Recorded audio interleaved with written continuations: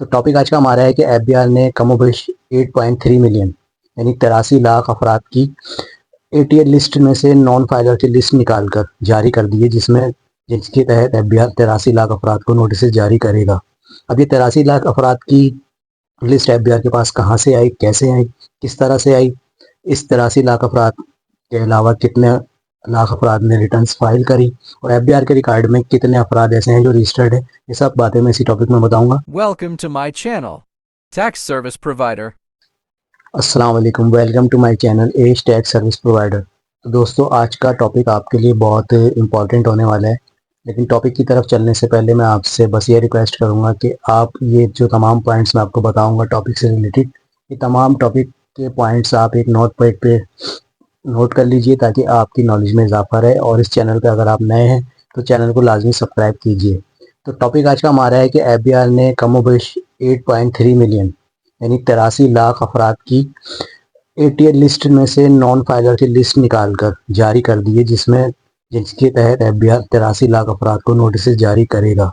अब ये 83 लाख अफराद की लिस्ट एफबीआर के पास कहाँ से आई, कैसे आई, किस तरह से आई, इस 83 लाख अफराद के अलावा कितने लाख अफराद ने रिटर्न्स फाइल करी और एफबीआर के रिकॉर्ड में कितने अफराद ऐसे हैं जो रजिस्टर्ड है, ये सब बातें मैं इसी टॉपिक में बताऊंगा। लेकिन टॉपिक की तरफ चलने से पहले मैं आपको दोबारा से रिमाइंड कर दूं, अगर आपने नोट पैड रेडी नहीं करा है तो आप नोट पैड रेडी कर लें और तमाम पॉइंट अपने पास सेव कीजिएगा। और इसी टॉपिक में आपको बताऊंगा कि आपका डेटा एफबीआर के पास किस तरह पहुंचा, अगर आप भी इस लिस्ट में शामिल हैं तो आपको किस तरह अपनी सेफ साइट करनी है।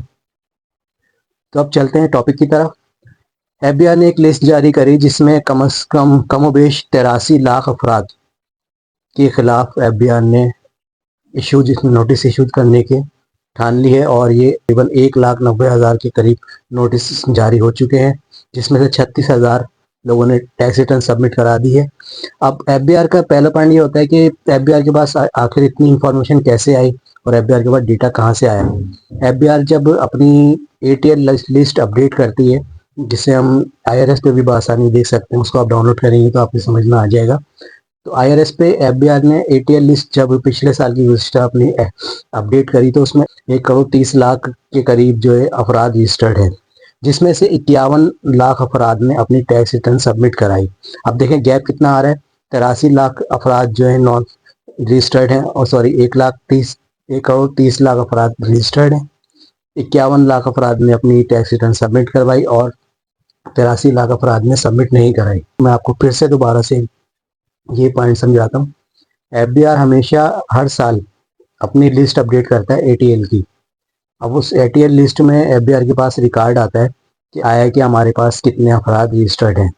तो एफबीआर के रिकॉर्ड में 1,30,00,000 से ऊपर अफराद रजिस्टर्ड हैं जो कि एफबीआर की रजिस्ट्रेशन में आते हैं। ठीक है, अब उस रजिस्ट्रेशन के बाद कमोबेश 51 लाख अफराद ने अपनी टैक्स रिटर्न वक्त पे सबमिट करी और 83 लाख अफराद ने अपनी टैक्स रिटर्न सबमिट नहीं करी, जिसका नतीजा ये हुआ कि एफबीआर ने देखा ये काफ़ी गैप है और उस पर एफबीआर ने नोटिस जारी करना शुरू कर दिए, जिसमें 1,90,000 नोटिस अभी तक जारी हो चुके हैं। इसके ऊपर 1,90,000 में से भी पहली कैटेगरी में 1,90,000 नोटिस जारी हुए, जिसमें 36,000 अफराद ने अपनी टैक्स रिटर्न फाइल करी और अपने आप को प्रूफ करा कि हम अहल हैं या नहीं। ठीक है, अब ये पॉइंट आपके समझ में आ गया होगा, यहाँ पे गैप आ रहा है। अब एफबीआर के पास आपकी इंफॉर्मेशन कहाँ से जाती है देखिए, होता कुछ इस तरह से कि एक देहाती शख्स को ले लेते हैं। एक देहाती शख्स है, उसका प्राइस बॉन्ड अगर अचानक लग जाता है, उसे ना टैक्स का पता है ना कोई कवानीन का पता है, और वो जाता है ब्रोकर के पास, बैंक एजेंट के पास चले जाता है, या मिसाल के तौर पे जहाँ पे भी वो अपना प्राइस बॉन्ड कैश करने जा रहा है वहाँ पे जाता है, वहाँ पे अपना CNIC देता है कि सर ये मुझे मेरा प्राइस लगा है, ये मुझे आप कैश करके दे दें। अब उस बेचारे शख्स को ये नहीं पता होता कि ब्रोकर हजरात इतने चालाक होते हैं कि उससे उसका CNIC नंबर लेते हैं और उससे नॉन फाइलर वाले रेट ले लेते हैं। मिसाल के तौर पे 2022 में अगर नॉन फाइलर के 4% रेट थे और फाइलर के 2% थे, तो वो क्या करते हैं कि उससे CNIC लेते हैं, उसको बगैर बताए उसको रजिस्टर करते हैं बिहार में, और इसी तरह उस शख्स से, मासूम शख्स से 4% लेके 2% गवर्नमेंट को जमा करा के 2% अपनी जेब में रख लेते हैं। तो इस तरह से ये होता है कि जिनको नहीं मालूम कि उनका एनटीएन नहीं बना तो उनके साथ इस तरह के फ्रॉड होते हैं। सिर्फ ये प्राइस बॉन्ड का तो मैंने एक मिसाल दी है, आपके साथ प्रॉपर्टी के काम में भी इस तरह हो सकता है। और दूसरे बैंक्स वगैरह में भी एजेंट्स होते हैं, हर इदारों में एजेंट होते हैं जिनको टैक्स रेट पता होते हैं और आपको इसके बारे में नहीं पता होता। इसलिए मैं अपनी वीडियो में कहता हूँ कि आप लोग वीडियो को गौर से सुना करें और पॉइंट को नोट कर लिया करें ताकि आपकी नॉलेज में हर बात रहे। तो आपका डेटा इस तरह एफबीआर के पास चला जाता है कि आपने एनटीएन जनरेट किया था। लफ्ज़ था पे गौर कीजिएगा, आपने एंटीन जनरेट किया था। अब एफबीआर ये नहीं जानता कि आपने क्यों किया था, किस लिए किया था, ठीक है। अब एफबीआर ने डेटा कहाँ से लिया? एफबीआर ने, जैसे कि मैं कमोबेश 1 साल से अपनी मुख्तलिफ वीडियोस में आपसे शेयर करता आ रहा हूँ कि एफबीआर ने एक वन विंडो सिस्टम बनाया है जिसमें स्टेट बैंक पाकिस्तान से और नादरा ऑफिस से एफबीआर ने मुझ समेत आप सबका डेटा इकट्ठा कर लिया है। अब वो डेटा इकट्ठा करने के बाद एफबीआर ने मुख्तलिफ इदारों से भी रब्ता करा, लैंड डिपार्टमेंट से और बैंकिंग से, हर तरह के इदारों से रब्ता करके जो अहल हैं जो ना अहल हैं उन सबका डेटा इकट्ठा करा, जिसमें 83 लाख अफराद एफबीआर की नज़रों में नॉन फाइलर हैं। अब पहले मरहले में 1,90,000 नोटिस तो जारी कर दिए, लेकिन 36,000 ने उसका जवाब दिया। बाकी जो बचे उनके खिलाफ उन्होंने कोई अभी तक कोई इसी तरह का एफबीआर को अपना कोई मुतमईन करने वाला कोई रिप्लाई नहीं किया, ना अपने एंट्री अपनी प्रोफाइल सही से अपडेट करी, ना कुछ करा। तो एफबीआर ने मजीद ये कहा है कि 83 लाख अफराद के लिए स्टेप बाय स्टेप एक नायमली तैयार कर ली गई है, जो कि फरवरी के शुरू तक और जनवरी के एंड तक तमाम अफराद के लिए होमवर्क कंप्लीट हो चुका है और नोटिस जारी होंगे। और इस बार बिल्कुल भी नरमी नहीं बरती जाएगी और सख्ती से काम लिया जाएगा। उस सख्ती में आपके साथ क्या हो सकता है, सख्तियाँ भी आप नोट कर लीजिए। सबसे पहले तो अगर आप अहल हैं, अगर आपका किसी फ्रॉड की वजह से एनटीएन नहीं बना है तो आप चेक करें, ठीक है। चेक करने की वीडियोस भी मैं अपने डिस्क्रिप्शन बॉक्स में डाल दूंगा, आप देख सकते हैं किस तरह आपको चेक करना है। तो आप चेक करें कि आप अहल हैं या नहीं, ठीक है। आप जब चेक कर लेंगे, आप चेक करने के बाद अपना जायज़ा लें कि आप इस लिस्ट में तो नहीं आते, क्योंकि एफबीआर ने क्लियर कह दिया है, जैसे मैं आपको पॉइंट नोट करवा रहा हूँ। अब आप सख्तियों पे आ जाएं कि कौन सी सख्तियाँ आप पे हो सकती हैं।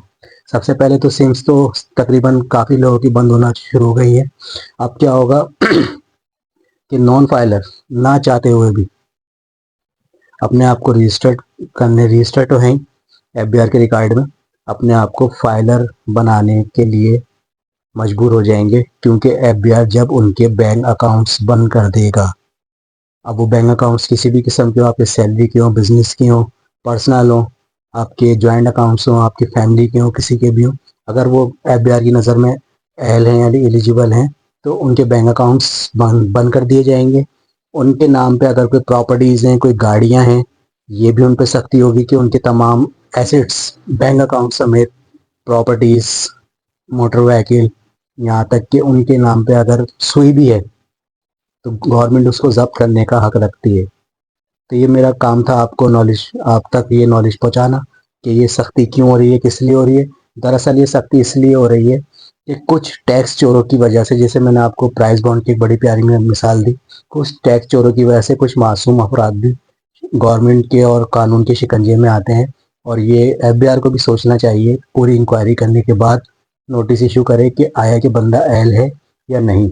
अगर वो अहल है तो उसको नोटिस इशू करें, क्योंकि अक्सर ऐसा होता है, जैसे मैंने वीडियो शुरू में एक देहाती की मिसाल दी, कुछ लोगों को टैक्स और कवानीन के बारे में नहीं पता होता, वो फ्रॉडियों के चक्कर में फंस के खुद को रजिस्टर्ड करवा लेते हैं। और कुछ अपने आप को कुछ ज़्यादा ही एफिशिएंट समझने के बाद समझते हैं कि मैं दुनिया का हर काम कर सकता हूँ। ओवर कॉन्फिडेंट जिन्हें कहते हैं हम, ओवर कॉन्फिडेंट होते हैं वो एफबीआर की वेबसाइट में चंद पैसे बचाने के लिए, टैक्स लॉयर से बचने के लिए, अपने चंद 2-3 हज़ार सालाना फीस या 4-5 हज़ार सालाना फीस बचाने के लिए खुद एफबीआर की वेबसाइट में घुसते हैं और उन्हें पता भी नहीं होता कि उनका एनटीएन जनरेट हो गया। देखिए, मैं ये नहीं कहता कि आप ना करें, आप करें, अच्छी बात है। अगर आपको ये काम आता है तब आप इस वेबसाइट के अंदर जाके अपनी तजर्बे करें। इन दैट केस एफबीआर की वेबसाइट बहुत डेंजरस है, आपके लिए आगे चल के नुकसान हो सकता है। उन लोगों के लिए जो अभी तक रजिस्टर्ड नहीं है, उनसे तो मेरी यही रिक्वेस्ट है, जब तक आपको टैक्स के बारे में और एफबीआर की वेबसाइट के बारे में कोई नॉलेज ना हो, आप इसमें ना घुसें, ठीक है। आप किसी टैक्स कंसल्टेंट से मशवरा ले सकते हैं अगर आपको फाइलर होना है, या अगर आपके साथ कोई इस तरह का मसला है तब आप किसी माहिर टैक्स कंसल्टेंट से मशवरा ले सकते हैं, या जिससे आपका दिल मुतमईन हो आप उससे मशवरा ले सकते हैं। आप खुद से तजर्बे ना करें, गवर्नमेंट का लॉ अब बहुत सख्त हो गया है। अगर आप खुद तजर्बे करेंगे तो अपनी तबाही और नुकसान की जिम्मेदार आप खुद होंगे। गवर्नमेंट ने सिर्फ आपके खिलाफ एक्शन लेना है और सेफ साइड आपने खुद करनी है। गवर्नमेंट का काम है आपके खिलाफ एक्शन लेना, सेफ साइड आपने खुद करनी है। अगर आप सेफ साइड नहीं करेंगे तो फिर आप किसी को भी कसूरवार ठहरा नहीं सकते कि इसकी वजह से हुआ, उसकी वजह से हुआ, या मैं फला फ्रॉडी किया तो मैंने NIC दे दिया था और मुझे नहीं पता कि मेरा NTN कैसे बना। तो ये सब चीज़ें आपने ख्याल रखना है। तो मैं आपसे दोबारा से रिवाइज कर दूं कि FBR के रिकॉर्ड में 1 करोड़ 30 लाख अफराद रजिस्टर्ड है, जिसमें से 51 लाख अफराद ने जो है अपनी टैक्स रिटर्न सबमिट करी, 83 लाख अफराद ने नहीं करी। उन 83 लाख अफराद के नोटिस तैयार हैं, होमवर्क में है, और होमवर्क ये जनवरी के एंड में कंप्लीट हो जाएगा, जिसमें से 1,90,000 तो गवर्नमेंट ने इशू कर दिए हैं और बाकी जो नोटिस जो हैं फरवरी में सबके पास पहुंच जाएंगे जनवरी के एंड तक। यानी कि FBR के जराये के मुताबिक जनवरी के एंड में आपको नोटिस मौसूल होना शुरू हो जाएंगे। तो आप अपना भी ख्याल रखें और अपनी लाजमी जो मैंने डिस्क्रिप्शन बॉक्स में वीडियो देखी है उसमें देख के अपना स्टेटस चेक करें कि आया कि आप क्राइटेरिया में आ रहे हैं, आपका NTN तो नहीं बना दिया किसी फ्रॉडिया ने, या आपने खुद तो नहीं बनाया, या आपने कभी पहले बनाया है। तो आप पहली फुर्सत में नोटिस आने से पहले फाइलर हो जाएं रजाकार तौर पर, ताकि आपको किसी किस्म का किसी मुसीबत का सामना ना करना पड़े और किसी किस्म की परेशानी का भी सामना ना करना पड़े। अगर आप खुद से फाइलर होना नहीं जानते और आप हमारी सर्विस लेना चाहते हैं तो हमारी पेड सर्विस के लिए दोनों दिए गए 2 नंबर पर हमसे रब्ता करके हमारी पेड सर्विस को यूज़ कर सकते हैं। अगर आपको ये टॉपिक समझ में आया हो तो इस टॉपिक को ज़्यादा से ज़्यादा लोगों को शेयर कीजिए। उन लोगों को शेयर कीजिए जिन लोगों को इसकी ज़रूरत है, जैसे कि वो लोग जिनको टैक्स के बारे में नहीं पता, जिनको इन चीज़ों का नहीं पता, वो बेचारे अपने CNIC किसी को भी दे देते हैं उठा के और उनको टैक्स में रिस्टार्ट कर दिया जाता है, उन्हें नहीं पता। तो उन तक ये वीडियो लाजमी फॉरवर्ड करें, शेयर करें, ताकि आपके साथ औरों का भी भला हो। और आपके भले के लिए हम वीडियो बनाते हैं, आप लोग वीडियो पूरी देखा करें। अल्लाह हाफिज़, फ़ी अमानिल्लाह, जज़ाकल्लाहु खैर। Thanks for watching. Like, subscribe, and share.